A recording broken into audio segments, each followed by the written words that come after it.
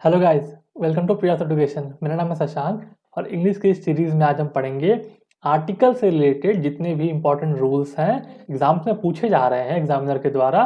उन सारे रूल्स को देखो, 10 इंपॉर्टेंट रूल्स हैं। घुमा फिरा के हर एग्जाम में एग्जामिनर सिर्फ उन्हीं 10 रूल्स पे फोकस कर रहा है, इसके बाहर कुछ नहीं पूछ रहा है।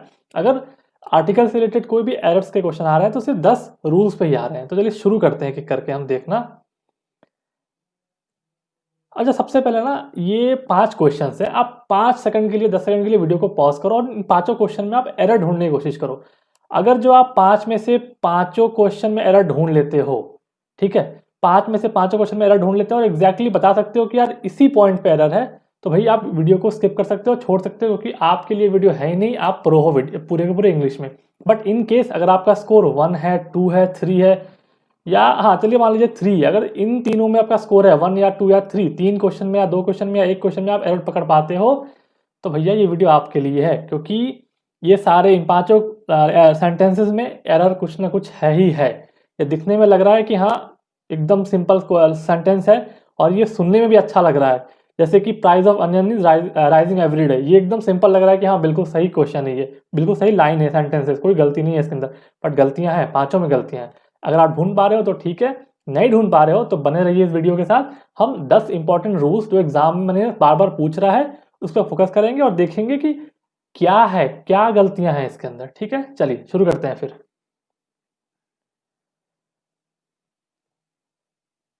तो जो सबसे पहला अपना रूल है वो है आर्टिकल्स हम कब लगाना है, कहां लगाना है, कैसे लगाना है। देखिए देखिए articles a and the are use to show whether an object और प्लेस और थिंग्स डेफिनेट और इनडेफिनेट। कहने का मतलब है कि ए एन या द हम तब लगाते हैं जब अपने को बताना होता है कि कोई चीज, कोई भी नाउन जैसे ऑब्जेक्ट, थिंग, प्लेस, एनिमल जो भी होता है वो डेफिनेट है या इनडेफिनेट। अब कुछ समझ में आया तो है नहीं।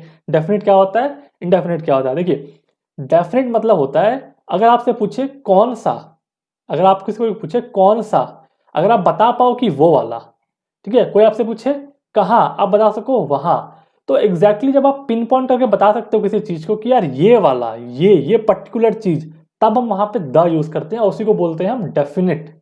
जब एकदम पता होता है कि यार वही वाली चीज, वो वाली चीज, वो वाला घर, वो वाला पैसा, वो वाला पेड़, ठीक है। जब ऐसे आप आंसर दे सकते हो किसी क्वेश्चन को, तब हम बोलेंगे कि वो डेफिनेट बोल रहे हैं, डेफिनेट के बारे में बता रहा हो। इनडेफिनेट जो एक ग्रुप के बारे में बता रहा हो, जैसे किताब, कौन सी किताब अपने को नहीं पता, बस बोला गया है कि ब्रिंग द बुक। अगर बोला गया ब्रिंग द बुक तो वो वाली किताब लेके आओ। बट आपको कोई बोले ब्रिंग बुक्स, ठीक है, तो आपको नहीं पता है कौन सा बुक्स है। तो ये डिफरेंस होता है डेफिनेट और इनडेफिनेट में। डेफिनेट हमको पता होता है कि कौन सा वाला, इनडेफिनेट अपने को नहीं पता होता है कौन सा वाला। बस ये फर्क है डेफिनेट और इनडेफिनेट में। अब देखिए कैसे यूज करते हैं। For example a thief has stolen your clothes. अब यहाँ बता रखा है कि एक चोर ने तुम्हारे कपड़े चुरा लिए हैं। अब अपने को नहीं पता है किसने चुराया, घर पे थे, थीफ आया, चोर आया, लेके चला गया, कौन सा थीफ था अपने को नहीं पता। बट दूसरे सेंटेंस में देखिए the thief at the platform has stolen your purse. मतलब जो प्लेटफॉर्म पे जो चोर है या फिर जो चोर होता है प्लेटफॉर्म पे, उसने चुराया है। यहाँ पे अपने को पता है कि यार एक पर्टिकुलर चोर है जो प्लेटफॉर्म पे रहता है, उसी ने चुराया है। तो बात समझ में आई। ए कब यूज करेंगे, द कब यूज करेंगे, ठीक है। और ए और एन का ये वही रूल है दोनों का। ए जो यहाँ यूज करेंगे उसी रूल के साथ एन यूज करेंगे, बट इसके अलग अलग और सब रूल्स हैं, हम देखेंगे, ठीक है, उन पर डिस्कस करेंगे हम। अब देखिए ए और एन को और कहाँ कहाँ यूज करते हैं हम यूज करते हैं जब before any countable singular noun. Countable मतलब जिसको हम काउंट कर सकते हैं, सिंगुलर मतलब एक। For example he is a student of chemistry. A student है, ठीक है, एक स्टूडेंट है, वो केमिस्ट्री का एक स्टूडेंट है। लेकिन अगर ऐसा हो जाए this is an amazing thought, ठीक है, अब हम जानेंगे कि ए कहाँ यूज करेंगे, एन कहाँ यूज करेंगे। ऐसे ब्रीफली बोला जाए तो ए और एन का मतलब होता है एक, ठीक है, एक। अब अपने को ए कहाँ लगाना है, एन कहाँ लगाना है, उसके रूल्स हम डिटेल में पढ़ेंगे। अभी अभी जान लीजिए कि ए और एन को ऐसे यूज करेंगे। सिंगुलर काउंटेबल नाउन है तो ए यूज करेंगे, ठीक है। और जैसे भी एग्जांपल आप देख लेते हैं, I do not have laptop to carry out my work. अब इसमें देखिए गलत कहाँ है, यहाँ गलत है, ए यहाँ पे मिसिंग है, ठीक है, क्योंकि लैपटॉप काउंटेबल है, ठीक है, और सिंगुलर है, तो यहाँ पे ए लगाने की आवश्यकता यहाँ पे पड़ेगी अपने को। और अगला देख लेते हैं एक और question. Large building is plan to be made near my house. अब देखिए लार्ज बिल्डिंग है, बड़ा कोई बिल्डिंग है, काउंटेबल है, ठीक है, सिंगुलर है, तो यहाँ पे ए लगेगा, ठीक है। A large building, a large building, ठीक है। बात समझ में आई, क्लियर हुई बात। ये सिंगुलर काउंटेबल नाउन के साथ हम ए या एन लगाते हैं। अगला देखते हैं, कुछ मिस कर दिया क्या मैंने? नहीं, कुछ मिस नहीं किया, ठीक है।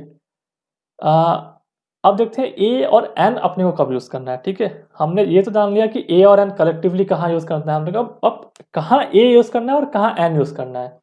अब हम बचपन से पढ़ते आ रहे हैं, बट एक बार क्विक रिवीजन कर लेते हैं इसका भी। क्या बोला है? Any word that starts with a consonant sound, A, E, I, O, U, इन पांचों के अलावा जो भी अल्फाबेट्स होते हैं इंग्लिश में उन सबको हम बोलते हैं कॉन्सोनेंट्स। इन पांचों को बोलते हैं वावेल। अब देखिए, कोई भी वर्ड हो जिसका जो पहला लेटर, जैसे यहाँ पे पेन का पी, टेलीविजन का टी, फैन का एफ, वेजिटेबल का वी, ये जो पहला लेटर है ना, ये अगर कॉन्सोनेंट का साउंड कर रहा है, जैसे पेन, पेन मतलब प निकल रहा ना, प, तो प कॉन्सोनेंट हो गया क्योंकि ये वावल में आता नहीं है। तो ऐसे जो वर्ड्स जिनका पहला जो अल्फाबेट होता है वो कॉन्सोनेंट की जैसे साउंड करता है, तो हम वहां पे ए यूज करते हैं। ठीक है, a pen, a television, a fan, a vegetable seller, a good day, a lot of things, a candidate, a candidate. ठीक है, क यहाँ पे आ रहा है, कैंडिडेट क। बात समझ में आई क्या होता है डिफरेंस? ए कहाँ यूज करेंगे। अब देख लेते हैं एन कहाँ यूज करेंगे। हम एन यूज करेंगे जहाँ पे पहला जो वर्ड है उसका जो पहला अल्फाबेट है वो वावल की तरह साउंड करे, ए, E, I, O, you sound करे, तो वहां यूज करेंगे। जैसे एन एप्पल, एप्पल यहाँ पे ए तो है ही, साथ ही अब बोलते भी हैं तो अ निकलता है। ठीक है, ए निकलता है, ए एप्पल, एप्पल, ए निकल रहा है। ठीक है, ए निकल रहा है। ठीक, ये वाला है। अब एन ऑरेंज, ओ निकल रहा है, ओ, ऑरेंज, ऑरेंज, ओ, है ना, इसलिए एन। अब देखोगे यहाँ बोलोगे कि यहाँ तो एच है, बट कैसे यूज कर रहे हैं? ऐसे यूज कर रहे हैं कि हम इसको हावर्ड नहीं पढ़ते, इसको हम आर पढ़ते हैं, आर। ठीक है, आर, और थोड़ा सा ये होता है ना, जो हिंदी में मात्रा एक होती है ये वाली। ठीक है, एक तो ये वाली मात्रा होती है, एक ये वाली मात्रा होती है। ठीक है, जैसे हम बोलते हैं ना ओ, ये वाली मात्रा। ठीक है, तो ऐसा जो वर्ड निकलता है तो वहां पे हम यूज करते हैं एन। एन एस्पायरेंट, एस्पायरेंट, एस बोल रहे हैं ना, ए पहला वर्ड अल्फाबेट आ रहा है तो एस्पायरेंट। ऐसी सारे हम वर्ड्स के आगे जहां पे पहला जो अल्फाबेट होता है वो वावल की तरह साउंड करे, वहां पे हम यूज करेंगे एन। तो ये होता है डिफरेंस ए और एन यूज करने का। अब देखिए इसमें से ना इस रूल से क्वेश्चन थोड़े से कम आ रहे हैं आजकल। ये पहले जब एग्जाम्स होते थे, जब 80s 90s में, 2000 में, तब ये ऐसे इससे क्वेश्चन आते थे, क्योंकि अब इतना ये कॉमन टॉपिक हो गया है, इतना कॉमन ये रूल हो चुका है कि अब इससे क्वेश्चन आना लगभग बंद हो चुके हैं। बट फिर भी जानना में क्या बुराई है। कुछ और वर्ड जैसे देख लीजिए, एन एक्स मस्ट ट्री, यहाँ पे एक्स है फिर भी यहाँ पे एन यूज किया गया, क्योंकि यहाँ पे एक्स में हम ए पहले बोल रहे हैं, एक्स मस्ट, एक्स मस्ट। ठीक है, एन MBA ग्रेजुएट, यहाँ पे एम बोल रहे हैं तो पहले ए आ रहा है अपने पास, इसलिए MBA ग्रेजुएट। ए BTech ग्रेजुएट, ठीक है, यहाँ समझ में आता है। ए वन डे मैच, यहाँ पे ओ है फिर भी हमने क्या यूज किया है, ए यूज किया है। ठीक है, क्योंकि यहाँ पे व बोल रहे हैं, व तो कोई वावेल नहीं है, ए, E, I, O, you Wavell है, व तो कोई वावेल नहीं है ना, तो यहाँ पे हम इसलिए ए यूज कर रहे हैं। A member of parliament, member, म आ रहा है पहला वर्ड, तो यहाँ पे ए यूज कर रहे हैं। बट एन MP जब बोल रहे हैं तो ए, MP में जब एम बोल रहे हैं तो ए पहले आ रहा है, तो यहाँ पे इसलिए हमने एन यूज किया है। बात समझ में आई है? ये रूल से ध्यान रखिएगा बस एक बार, आप क्वेश्चन नहीं आते हैं इससे, बट जान लीजिए।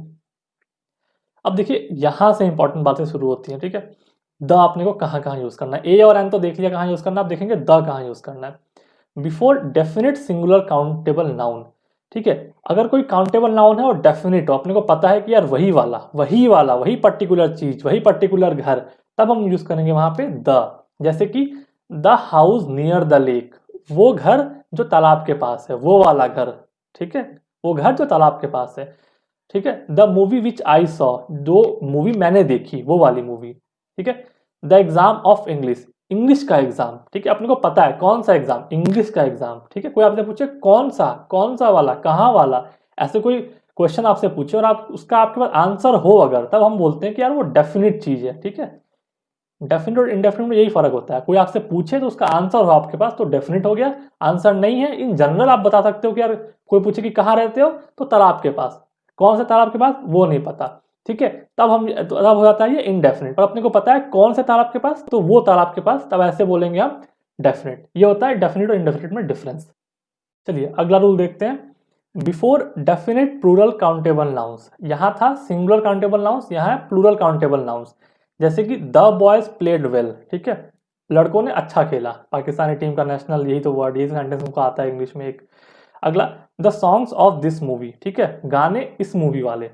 The causes of pollution, pollution के कारण, बहुत सारे कारण होते हैं लेकिन वो पर्टिकुलर कारण जो 1 2 3 जो कारण होते हैं वैसे कारण, ठीक है। तो डेफिनेट प्लूरल काउंटेबल नाउन के साथ भी हम द यूज करेंगे, बात समझ में आई। अगला है before countable nouns to make it uncountable nouns to make it definite, जैसे कि the water of this lake. अब वाटर को काउंट कर सकते हैं क्या? हम नहीं कर सकते हैं, बट अगर अपने को किसी को बताना है कि यार कहाँ का पानी, तो बताएंगे the water of this lake, इस लेक का पानी, ठीक है। तो पानी को हमने यहाँ पर डेफिनेट बना दिया द लगा के, ठीक है। अगला, the T of Assam, Assam की चाय, चाय को काउंट नहीं कर सकते, अनकाउंटेबल है, ठीक है। लेकिन अगर अपने को डेफिनेट बनाना है उसको कि यार वहीं की चाय, असम की ही चाय, तब हम उसके आगे द लगा देंगे, टी के आगे। अगला, the heat of the sun, same वही, हीट को काउंट नहीं कर सकते बट इसको डेफिनेट बनाना है तो क्या यूज करेंगे? द यूज कर देंगे, सूरज की गर्मी। अगला क्या है? यूनिक थिंग्स के बारे में भी जब हम बोलेंगे तो उसके आगे हम उस वर्ड के आगे द लगाएंगे, जैसे कि the Taj Mahal, the Ganga, the Himalaya, the east, the, जैसे ईस्ट और टॉप, मतलब जब डायरेक्शन के बारे में बोलेंगे तब भी हम यूज करेंगे द ब्रिटिशर, द रामायण। ये सब क्या होती है? ये सब अपने प्रॉपर नाउन्स है, बेसिकली ये हमारे प्रॉपर नाउन्स है, ठीक है। अब तो ऐसे जो वर्ड्स होते हैं जो यूनिक, हम कह सकते हैं कि यूनिक जो है पूरी दुनिया में सिर्फ एक ही है, उनकी एक ही वैरायटी है या सिर्फ एक ही है, उनके आगे भी हम द यूज करेंगे। क्लियर हुई बात? अगला देखते हैं, सुपरलेटिव डिग्री के आगे भी हम द यूज करेंगे, जैसे कि he is the most intelligent student of the class. The most मतलब इससे ज्यादा इंटेलिजेंट कोई नहीं है इस क्लास में, दूसरे क्लास में हो सकता है लेकिन इस क्लास में इससे ज्यादा इंटेलिजेंट कोई, इस लड़के से ज्यादा इंटेलिजेंट कोई भी नहीं है। अब एक क्वेश्चन देखते हैं इसमें, you are a most clever person I have ever met. अब इसमें गलत है, गलत क्या है? यहाँ पे द नहीं मिस, द हमने मिस कर दिया है, ठीक है। तो यहाँ पे ए नहीं होगा, यहाँ पे द होगा, क्योंकि इसको हिंदी में अनुवाद करें। देखिए हमेशा मैं बोलता हूँ अगर आपको किसी भी लाइन में, किसी भी सेंटेंस में एरर पकड़ना है तो पहले आप उसको, उस लाइन को हिंदी में कन्वर्ट करो या फिर अपने रीजनल लैंग्वेज में, बंगाली है, गुजराती है, जो भी है उसमें पहले आप कन्वर्ट करो और उसके बाद सॉल्व करने की कोशिश करो, आराम से कर लोगे, ठीक है। तो अगर इसको हम हिंदी में कन्वर्ट करें तो ये क्या हो जाएगा कि मैंने तुमसे ज्यादा चालाक कोई इंसान दुनिया में नहीं देखा है, यही यही हो ना इसका मतलब, कि तुमसे ज्यादा चालाक मैंने कभी दुनिया में किसी को देखा नहीं है। अब ये बोल रहा है कि तुमसे ज्यादा कोई चालाक है ही नहीं, तो देखो अब इसके ऊपर कुछ नहीं है तो यहाँ पे द आना चाहिए, ठीक है। सुपरलेटिव का मतलब यही होता है कि यार उससे बड़ा, उससे ज्यादा, उससे एक्सट्रीम कुछ है ही नहीं, वही सबसे ऊपर है, बात समझ में आई? वही सबसे ऊपर है, उसके ऊपर कुछ नहीं है। तो यहाँ पे हम ए नहीं यूज करके द यूज करेंगे। तो इससे भी क्वेश्चन, बहुत बहुत सारे क्वेश्चन इससे भी आते हैं, ठीक है। और रिसेंट टाइम में इससे क्वेश्चन आए हुए हैं। लेकिन जब अपने को दो लोगों के बीच में कंपेयर करना है, ठीक है, दो लोग हैं, दो लड़के हैं, तो अगर उन दोनों में कंपेयर करना है तो हम ऐसे बोलेंगे he is better than you, बात समझ में? He is better than you, यहाँ पे हम द यूज नहीं करेंगे, ही is the better than you नहीं यूज करेंगे। जब दो लोगों के बीच में कंपेरिजन होगा तो हम बेटर सिंपली लगा देंगे, द यूज नहीं करेंगे। लेकिन अगर कोई ऐसा कंपेयर कर रहा है, ही is the better of the two boys, दो लड़कों में से अगर कोई बताना है कि कौन ज्यादा अच्छा है, तब हम यूज करेंगे अपने पास क्या होगा? द बेटर, ठीक है। तो कहने का मतलब है कि जहां भी ऑफ द का यूज किया जाए, कंपैरिजन में ऑफ द का यूज किया जाए, तो वहां के अपने को बेटर के आगे द लगा देना, या फिर कोई भी कंपैरिजन वाला यहाँ पे कोई भी वर्ड है, ठीक है, तो अपने को यहाँ पे द लगा देना। नोट कर लीजिए इस पॉइंट को, ठीक है, याद कर लीजिए या फिर नोट कर लीजिए, जहन में बैठा लीजिए कि जब कभी भी कंपैरिजन में ऑफ द की बात हो तो अपने को द लगाना है, ठीक है। बेटर के आगे, वर्स के आगे, ठीक है, स्वीट के आगे, जो भी वर्ड यूज किया गया है कंपेयर करने के लिए, उसके आगे हम द यूज कर देंगे। बात क्लियर हुई? अगला देख लेते हैं। अब रिलेटिव कंपैरिजन देखिए इसमें क्या यूज होता है। जब कोई चीज, जैसे एग्जांपल से समझते हैं इसको, at the hills the higher you go the higher you face difficulty in breathing. मतलब जैसे जैसे ऊपर जाओगे वैसे वैसे आपको सांस लेने में दिक्कत होगी, दिक्कत आएगी। कहने का मतलब यह है कि किसी एक चीज को बढ़ाने से अगर दूसरी चीज भी उसी रफ्तार से बढ़ रही है, तब हम उन दोनों चीज के आगे द लगाएंगे। नहीं क्लियर हुआ ना? थोड़ा और देखते हैं। The more he gets the more he wants, जितना ज्यादा उसको दो उतना ज्यादा मांगता है वो। बात समझ में? एक चीज बढ़ा रहे हैं, अगली चीज भी बढ़ रही है, जितना उसको दे रहे हैं उतना ही वो मांग रहा है। तो ऐसे सिचुएशंस में जो भी अपना नाउन रहेगा उसके आगे हम द लगा देंगे, ठीक है, द लगा देंगे। बात समझ में? सिंपल सा है, याद कर लीजिए इस चीज को, 2-3 बार रिवाइज करोगे जहन में बैठ जाएगी। रूल जितने हैं ना, या तो आप प्रैक्टिस करके उसको याद कर सकते हो या फिर वो ऐसे ही रट के याद कर सकते हो, तो बेहतर होगा कि प्रैक्टिस कर लो। ठीक है, ऐसे क्वेश्चंस करोगे। क्वेश्चन कहाँ से करोगे? क्वेश्चंस के लिए मैं टेलीग्राम पे मैं इससे रिलेटेड जितने भी क्वेश्चन एग्जाम में आ रहे हैं या फिर आए हुए हैं उनको मैं डाल दूंगा, वहां से प्रैक्टिस कर सकते हो आराम से। ठीक है, चलिए, तो बात समझ में आई। रिलेटिव कंपेरिजन में जब एक चीज बढ़ रही है दूसरी चीज भी उसी रेट से बढ़ रही है, तब हम वहां पे द यूज कर देंगे। दोनों वर्ड के आगे द यूज कर देंगे। जो दोनों चीज जो बढ़ रही है दोनों चीज हम द यूज कर देंगे। और यहाँ पे बढ़ नहीं रही है, अगर कम भी हो रही है तब भी यूज करेंगे। ठीक है, the more he gets the more he wants. Clear हुआ?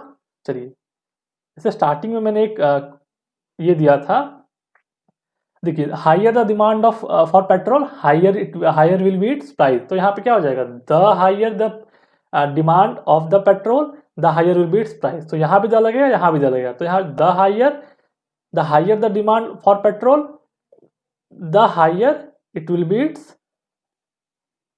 प्राइस। ठीक है, सेंटेंस क्या बनेगा? The higher the demand for petrol the higher will be its price. चलिए, अगला देख लेते हैं। अब देखिए, ऑर्डिनल्स के साथ भी हम द यूज करते हैं। अब बोलोगे ऑर्डिनल्स क्या होता है, तो ध्यान रखिएगा, first, second, third, tenth, ninth, तो ये सारे जो वर्ड्स होते हैं ना, जो ऑर्डर को दर्शाएं, ऑर्डर को बताएं, तो उनको हम ऑर्डिनल बोलते हैं। तो इन ऑर्डिनल्स के साथ भी हम द यूज करते हैं। जैसे कि he is the first person to be selected as NCC cadet from our college.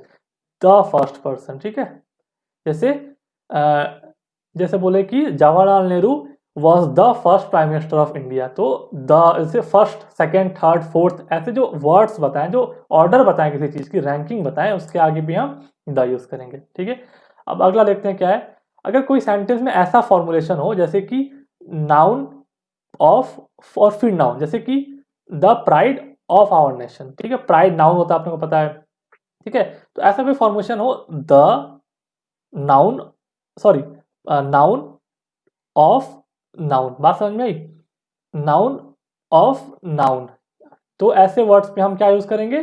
Noun के पहले हम द यूज कर देंगे। अगला देख लेते हैं एक और क्वेश्चन इसी से।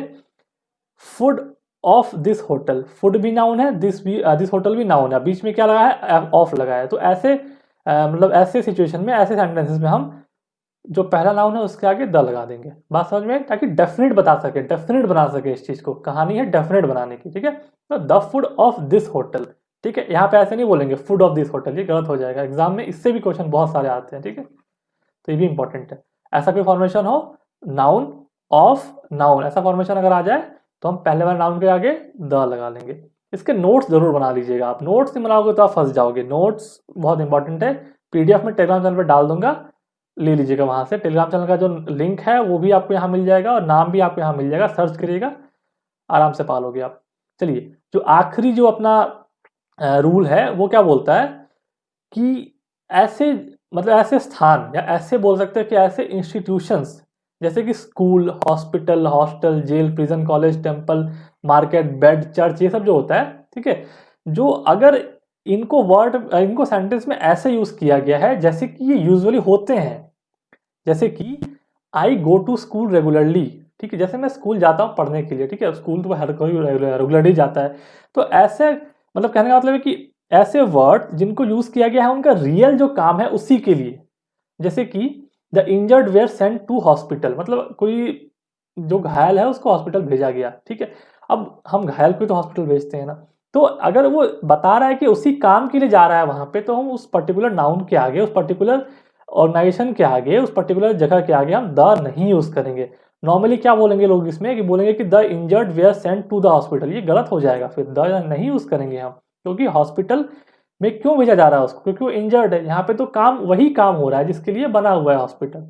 तो ऐसे सिचुएशन में हम उस नाउन के आगे हम द यूज कर देंगे। और एक देख लेते हैं, I went to market to buy veggies. अब लोग इसको पता है, इसको भी बोलेंगे कि गलत है, बट देखो ये बिल्कुल सही है, क्योंकि वो मार्केट सब्जी लेने तो जा रहा है, तो यहाँ पे द नहीं यूज करेंगे हम। ये रूल है नाउन का कि ऐसे वर्ड्स, ऐसे जो ऑर्गेनाइजेशन है, ऐसे जो जगह है, प्लेसेस हैं, उनका अगर यूज दिखाया गया है, वही जो उनका ओरिजिनल यूज है वही दिखाया गया है लाइन में, तो अपने को द नहीं यूज करना है। ठीक है, स्पेसिफाई नहीं करना है, जबरदस्ती छेड़ना नहीं है उस वर्ड को। लास्ट एक देख लेते हैं इसी से सेंटेंस से, आफ्टर द जज read his judgement the criminals were sent to jail. यहाँ पे द जेल नहीं होगा, क्योंकि यहाँ पे क्योंकि ये भी क्या बता रहा है, ये भी बता रहा है कि यार क्रिमिनल्स है उनको जेल भेजा जा रहा है, तो वहीं पे भेजा जा रहा है जहां ये डिजर्व करते हैं। मतलब जेल किसके लिए होता है, क्रिमिनल्स के लिए होता है, तो वहीं जब भेजा जा रहा है तो यहाँ पे हम द नहीं यूज करेंगे, यहाँ पे सिर्फ हम टू जेल यूज करेंगे।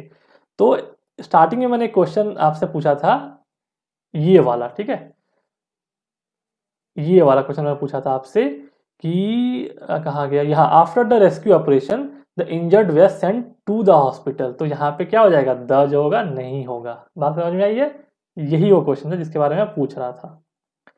चलिए, तो 10 आर्टिकल्स के रूल हमने देख लिए हैं, अच्छे से हमने समझ लिया है।